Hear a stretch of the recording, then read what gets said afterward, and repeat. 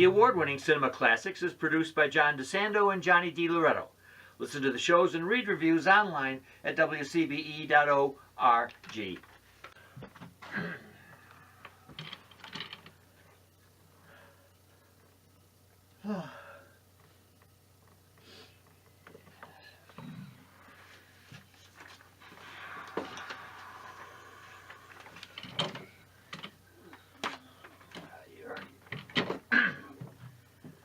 You're gonna... What? You're first. I'm first? Yeah. Okay. The award-winning Cinema Classics is produced by John DeSando and Johnny DiLoretto. Listen to the shows and read reviews online at WCBE.org. I'm John DeSando. Oh, we don't do a... Yeah, because we're cutting him out. Yeah, but isn't there a... Oh, is that it? What was the first one? Oh, it's just the... The Gateway Film Center. I gotcha. Okay. Yeah. Cool. Nix. He's out. Ow! Owskis. Go ahead, sorry. I'm John DeSando. I'm Johnny DiLoretto. This is Cinema Classics. It sure is. Hey, let's talk about Jennifer Lawrence's boyfriend. Yeah, okay. It's always these nerdy guys. Oh, it is. Darren Aronofsky. Yeah. Harvard grad. Studied film at Harvard. Yeah. Did he really? Yeah. So he was a wunderkind, and he has proven, as far as I'm concerned, himself to be the bright boy. Yeah, he is definitely an auteur darling, right? Yes. Everybody knows the name, even though they don't necessarily see the movies. But what's interesting is, if you say you know the director of The Black Swan, a lot of people know that. Is that right? Yeah, and that's probably because of Natalie Portman's Oscar. Yeah. And I think, maybe it's my perception, but he's still best known for directing Requiem for a Dream. Oh, okay. I think that movie in particular holds a powerful sway over a lot of 30-somethings. Okay, okay. Heavily drug-oriented. Yeah. 3 or 4 central characters, including, I think, Ellen Burstyn. Yeah, and I think in some ways it might be his most coherent movie. Okay. Here's the thing with Darren Aronofsky is I have only seen all of his films just the one time. Okay. Just once. Okay. I never revisit these films. Darren Aronofsky, to me, is a flawed filmmaker, much in the same way that M. Night Shyamalan is. Okay. There's a clear command of the camera. A clear command of how to build a scene, how to move you through a space. And lots of movement. I think he does lots of Yeah, and I mean this latest one, Mother, for the first hour or so, it's really masterfully done. Building the tension, ratcheting it up, getting you inside Jennifer Lawrence's perspective. That movie is shot brilliantly from her POV, but not in any kind of pretentious way. Just he plans it out. It seems like he's got a strategy, and it works. This guy's movies always, he's just never as smart as he thinks he is. Well, he's also very much interested in crazy people who push themselves to the limit, just as mentioning Black Swan and the ballet and the extremes to which the dancer must go to madness to perfect that craft. Even I think probably his worst movie in 2014 was Noah. Oh, yeah. Another crazed.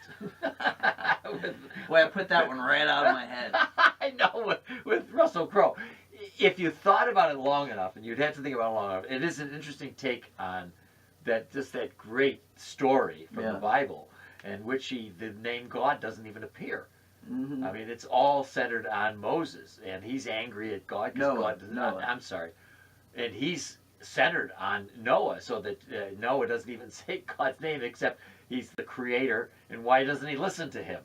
So that kind of focus that you're talking about is there. And remember the movie The Fountain? Oh, yeah. With Hugh Jackman and Rachel Weisz. His most incoherent, do you think? Man, that movie is just, that's what I mean. If he would just scale his metaphorical ambitions back a little bit, you might end up with something really powerful. all of these movies lose me at some point, including Black Swan, which I thought was overrated. Okay. There's some stuff early on with the fragility of the psychology of the obsessed person that's really powerful. Yeah, and the best moment in that movie is when Natalie Portman is masturbating in bed, and then she looks up and her mom is sitting there. You know, that is it's darkly comic. It's unsettling. And in those moments, he's really great. It's when he starts pushing his, poetic agenda that stuff starts to fly off the rails. And you're right, man. I think he makes a lot of his reputation on his characters. And I'm thinking in that one, Vincent in The Black Swan. Vincent Cassel. Vincent Cassel. Unforgettable as the ballet master. Yeah. Just a tyrant and tough and masculine. But back to Aronofsky, he's directed 4 actors who have been nominated for Oscars. One who won, Portman. Yeah. And including Burstyn and some of the others Right. Have been nominated. He's a good, solid director. Yeah, he Right. Again, he has a handle on his actors. I never feel like the actors are in a different movie or No. But let me ask you about Mother. Yeah. Which was divisive. And, Yes. I read a review before I saw it that called it, the most vile, repugnant film to ever be produced by a Hollywood studio, and that made me want to see it. Right. And obviously, it was not. It wasn't that. Right. But this is no spoiler because this has been in the New York Times at this point. But the movie is a metaphor for Mother Nature. Jennifer Lawrence is nature, and the house is Earth, right? Sure.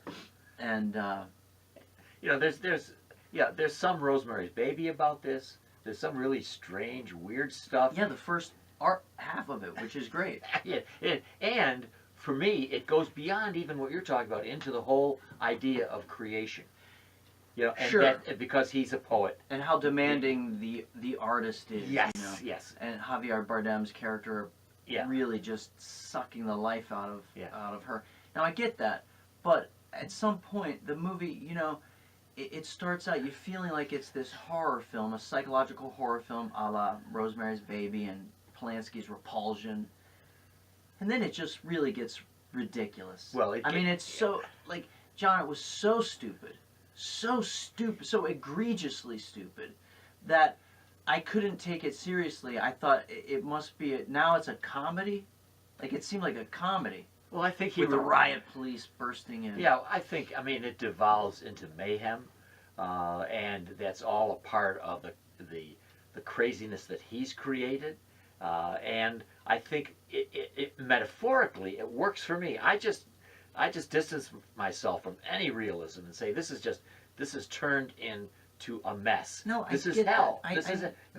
But I accept it as a representation. I don't accept it as something that would have come even naturally out of that first part. I don't need it to be real. It just seemed some of the imagery there, is just not like when riot police burst in and it becomes this mob. It goes so tonally far afield. Is that the right phrase? Yeah, far afield. Yeah, far afield. Sure. That far afield. Whatever. Cut that. It goes so out there, and I don't mean weird. It just the imagery that he chooses to use, the things that he chooses to show there, like again the riot police or the party that never ends. That's a Louis Buñuel reference. It just doesn't work. It just falls strangers apart. Who abuse her. Yeah, I got it. It just doesn't even resonate as scary or terrifying or horrifying even, because I know that it's not real at all. Well, I think it's another case too of a home invasion, and I love those stories. Yeah. So anyway, here's one that we could probably agree even more on. Mm-hmm. The Wrestler. Yeah, and you know why that may be his best movie? Because it's one grounded in character. Oh, for and, sure. There's no real metaphor. Like, there's no metaphor that takes over Right. the control of his, creative Yeah. style. It's a tour de force for Mickey Rourke. Yeah, I forgot. It's funny. I forgot about that movie, but again, it's not great. I think that's overrated too. I think it's a fine movie and it's a fine piece for Mickey Rourke. That's right. And it's also, I think, its lasting kind of contribution is that it takes this ridiculous sport, so-called wrestling, and shows us how you can commit to that, how grueling it might be physically and emotionally, and though it is not a sport, in that kind of wrestling. Sure. Oh yeah. And don't you think it might have a little bit of Raging Bull in it? Yeah. Yeah, and that's the reason we like it, is it's much more than just a sport. Way back at the beginning in 1998, he had an odd one that kind of set his career off, I think. Yeah, what's that? Pie. Oh, yeah, that was the one that's maybe still his best movie. Yeah. Yeah, that is the one that put him on the map. Oh, yeah. Followed quickly by Requiem for a Dream. Yeah. But, yeah, again, like M. Night Shyamalan, this guy has no doubt about it, a mastery of the camera and how to cut his scenes together for the best possible effect. That one, obviously, very, again, sets a mood, right? Yeah, oh yeah. And I think, It's relentless. I think in the end, besides that mood and the craziness, there's an emphasis on character that I really like. Mm-hmm. And if you take some secondary characters in, as you started out with Mother, you take Ed Harris and Michelle Pfeiffer. That's sweet. Yeah. Those two people are bad. Yeah. Yeah, and then they disappear from the movie.